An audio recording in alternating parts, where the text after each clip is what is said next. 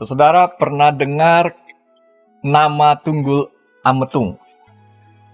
Mungkin belum ya, atau mungkin sudah pernah dengar. Biasanya Tunggul Ametung ini dia dikisahkan bersama dengan seorang tokoh yang pasti mungkin saudara-saudara kenal, yaitu namanya Ken Arok. Seperti itu. Tunggul Ametung ini punya istri namanya Ken Dedes. Nah, Ken Arok itu menyukai Ken Dedes dan ingin menjadi raja menggantikan Tunggul Ametung. Nah, karena itu dia melakukan taktik strategi. Ambisi yang besar ini kemudian dia ingin wujudkan.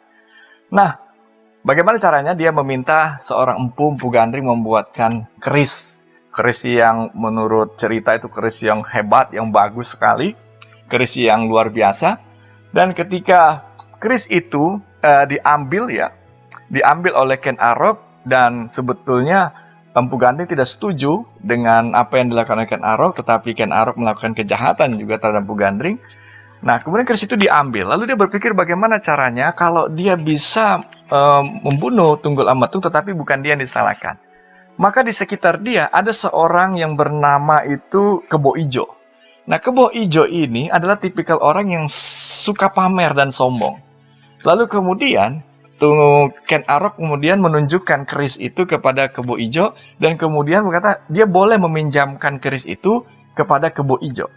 Nah, Kebo Ijo yang sombong dan suka memamerkan diri kemudian merasa senang, lalu kemudian membawa keris itu kemana-mana dan menunjukkan kepada banyak orang.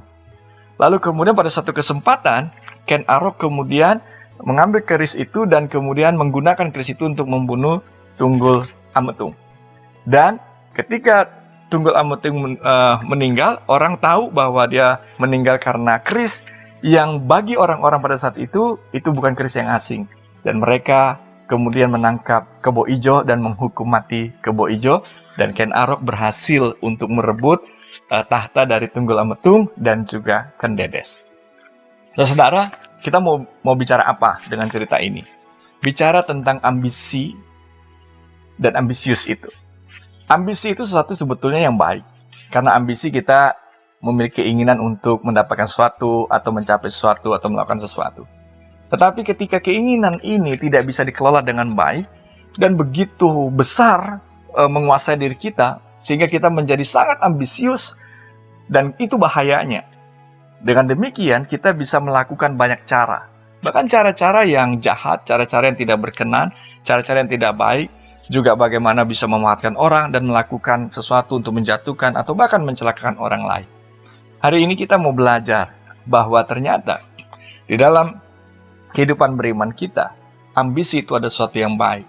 Tetapi menjadi ambisius sampai kemudian kita menghalalkan segala cara, bahkan merugikan orang lain dan menjatuhkan orang lain, itu bukan sesuatu yang sesuai dengan keyakinan iman Kristen kita.